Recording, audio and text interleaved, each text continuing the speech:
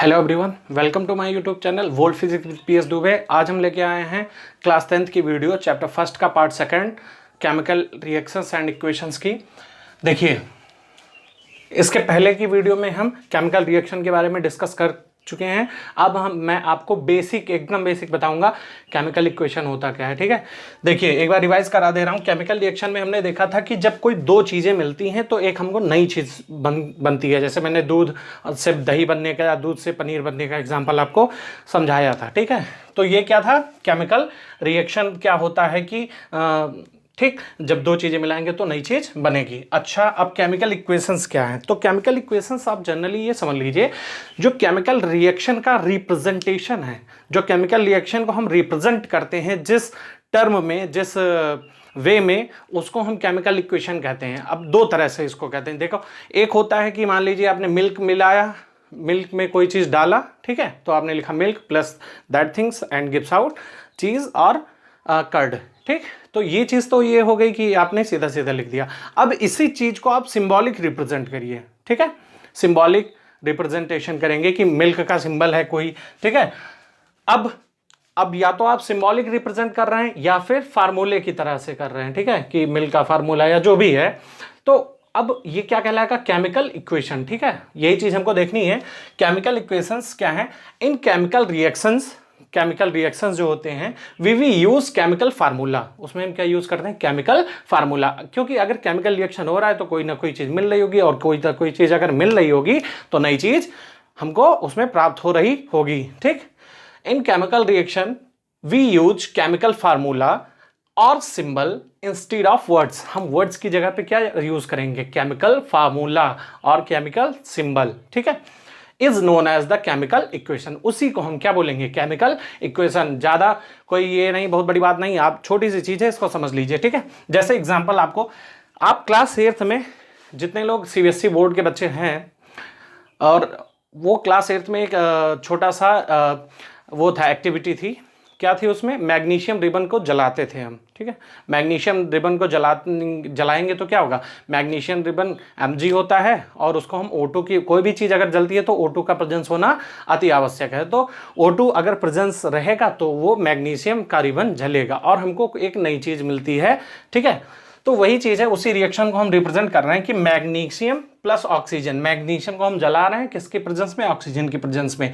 दोनों कंबाइन हो रहे हैं और हमको दे रहे हैं मैग्नीशियम ऑक्साइड। क्या दे रहे हैं? Magnesium oxide. मैग्नीशियम ऑक्साइड हमारा न्यू सब्सटेंस है, और ये हमारा क्या था, जो हम उसको दो सब्सटेंस को मिलाए थे। ठीक है, तो ये एक क्या हो रहा है? केमिकल रिएक्शन हो रहा है। ठीक, अब इस केमिकल रिएक्शन को हम रिप्रेजेंट कर दिए तो ये क्या बन गया? Chemical equation. ठीक, अब इसी चीज को, इसी वर्ड वाली थिंग्स को हमको क्या करना है? इसका सिंबॉलिक रिप्रेजेंट कर देना है। जैसे मैग्नीशियम का सिंबल होता है Mg और ऑक्सीजन का होता है O2, तो ये क्या हो जाएगा? MgO। तो ये क्या बन गया? Chemical equation. ये आपका क्या बन गया?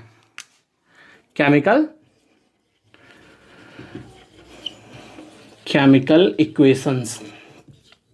ठीक बेटा, अच्छा सर, ये और भी चीजें आप लिख रखे हैं, ये रिएक्टेंट्स क्या है, प्रोडक्ट्स क्या है, एरोहेड क्या है, सारी चीजें बताएंगे। देखिए, जो चीजें मिलती हैं, जो चीजें कंबाइन होती हैं रिएक्शन में, जो चीजें कंबाइन होती हैं उसको हम रिएक्टेंट्स बोलते हैं। जो दो या दो से अधिक चीजें मिलती हैं उसको हम रिएक्टेंट्स बोलते हैं। और जो हमको न्यू सब्सटेंस मिलता है,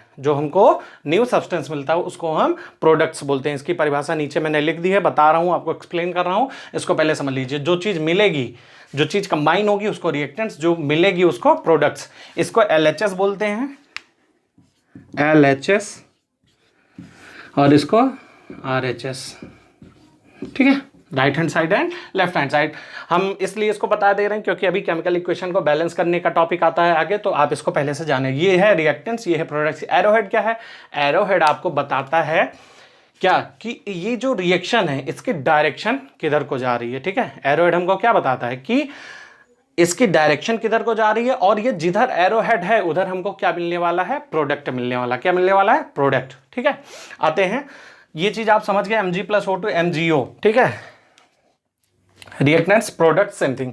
अब रिएक्टेंट्स क्या है? The substance that undergo chemical change in the reaction, किसी रिएक्शन में ऐसा सब्सटेंस जिसका जो किसमें केमिकल चेंज में जा रहा हो, ठीक है, उसको हम क्या बोलते हैं, रिएक्टेंट्स। ठीक, प्रोडक्ट्स क्या, the new substance form during the reaction, reaction के दौरान जो नया सब्सटेंस फॉर्म होता है उसको हम क्या बोलते हैं, प्रोडक्ट। ठीक है, इसको नोट कर लीजिए। उसके बाद हम आपको बैलेंस केमिकल इक्वेशन बताते हैं, कैसे केमिकल इक्वेशंस को हम बैलेंस करते हैं। ठीक है, नोट करिए जल्दी से।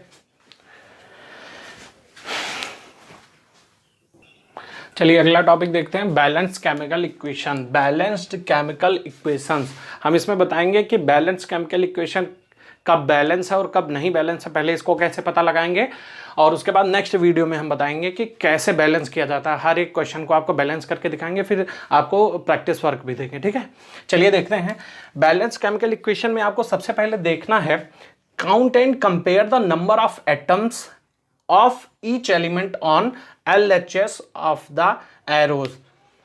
हमें क्या करना है, LHS और RHS के साइड में नंबर ऑफ एटम्स को सबसे पहले देखना है कि नंबर ऑफ एटम्स के किस एलिमेंट्स के नंबर ऑफ एटम्स कितने हैं। ठीक है, आपको मैं बता दूं, जैसे मान लीजिए A + B C था, तो हमें इस साइड भी हर एक एलिमेंट्स के एटम को गिनना है और इस साइड भी हर एक एलिमेंट्स के एटम्स को काउंट करना है। तो फिर से देख लीजिए, count and compare the number of atom of each element on the LHS and RHS of the arrow. ठीक है, अब देखिए सेकंड क्या कह रहा है कि is the number of atoms of each element the same on the both sides. क्या नंबर ऑफ एटम्स हर एक एलिमेंट के दोनों साइड मतलब एरो के LHS एंड RHS सेम हैं या नहीं। तो सबसे पहले देखते हैं, अगर हैं तो क्या है, अगर नहीं है तो क्या है। If the number of atoms of each element the same on the both side, ठीक, तो अगर सेम है तो ठीक है, बैलेंस है। अगर नहीं सेम है तो if not then equation is unbalanced. अगर सेम नहीं है number of atoms of each elements on the both side of the arrow LHS and RHS, then this is unbalanced. ये क्या है, unbalanced, because the mass is not the same on the both side of the equation.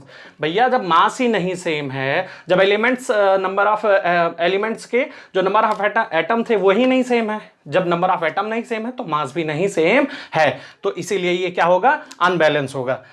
Such a chemical equation is skeletal chemical equations for a reaction। किसी भी reaction के लिए ये skeletal chemical equation के नाम से जाने जाते हैं। इसको ध्यान रखिएगा, स्केलेटल आपसे पूछ लिया जाता है, what is skeletal chemical equation. ठीक है, इसको याद रखिएगा कि जो अनबैलेंस केमिकल इक्वेशन होते हैं वो स्केलेटल केमिकल इक्वेशन के नाम से जाने जाते हैं किसी भी रिएक्शन के लिए। अच्छा, तो अब ये तो हो गया अनबैलेंस की कंडीशन। ठीक है, अगर अनबैलेंस है तो हम कैसे बैलेंस करेंगे ये हम आपको नेक्स्ट वीडियो में बताएंगे। ठीक है, उसके साथ साथ और भी चीज देखने हैं हमको कि एटम्स तो बराबर था नहीं हर एलिमेंट का, तो एटम्स के साथ साथ मास भी बराबर नहीं था, और मास बराबर होना चाहिए तभी ये बैलेंसिंग कहलाएगी, तभी बैलेंस इक्वेशन होगा। और मास का क्या लॉजिक है, आप law of conservation of mass पढ़े होंगे। ठीक है, law of conservation of mass क्या कहता है, मास can neither be created not destroy in any chemical reactions. ठीक है, चलिए उसको भी देखते हैं। Law of conservation of mass law of conservation of mass ये कहता है कि किसी भी एलिमेंट का जो मास होता है वो किसी भी रिएक्शन में डिस्ट्रॉय नहीं होता है। ठीक है, हम मास को डिस्ट्रॉय नहीं कर सकते हैं, जो शुरुआत में रहेगा वही अंत में भी रहेगा। मास can neither be created not destroyed in a chemical reaction. इसीलिए हम यहाँ पे बैलेंस करते हैं कि भाई शुरू में जितना मास था उतना हमको लास्ट में मिलना चाहिए, इसीलिए हम बैलेंसिंग का उपयोग करते हैं, इसीलिए हम केमिकल इक्वेशंस को क्या करते हैं, बैलेंस करते हैं। ठीक, क्योंकि law of conservation of mass हमको बताता है बैलेंसिंग। तो ठीक है, वो क्या कहता है कि total mass of the reactant should be equal to the total mass of the product. Law of conservation mass ये भी कहता है किसके लिए, बैलेंस केमिकल इक्वेशन के लिए, ये कहता है कि total mass of the reactant should be equal to the total mass of the products. ठीक है, इसको नोट कर लीजिए। चलिए ठीक है, हम नेक्स्ट वीडियो में आपको बताएंगे कि कैसे हम केमिकल इक्वेशंस को बैलेंस करते हैं। हम आपको हर एक क्वेश्चन डिटेल में बताएंगे। ठीक है, हर एक क्वेश्चन को डिटेल में बताएंगे, कम से कम 5 क्वेश्चन हम डिस्कस करेंगे और कम से कम 10 क्वेश्चन आपको प्रैक्टिस के लिए देंगे ताकि आपको ये पूरा कंप्लीटली अच्छे से आ जाए। उसके बाद हम आपको बताएंगे नेक्स्ट वीडियो में हम बताएंगे टाइप्स ऑफ रिएक्शंस। ठीक है, ये चैप्टर हम आपका बहुत अच्छे से कंप्लीट करवा देंगे। बस आप इसको ध्यान से देखिए, समझिए और कमेंट करिए। ठीक है, और अपने दोस्तों को भी शेयर करिए। ठीक है, आज के लिए इतना ही। तब तक के लिए वीडियो को लाइक करिए, शेयर करिए, सब्सक्राइब करिए और आप अच्छे से वॉच करिए। ठीक है, लॉकडाउन चल रहा है, घर में सेफ रहिए, सुरक्षित रहिए। Thank you.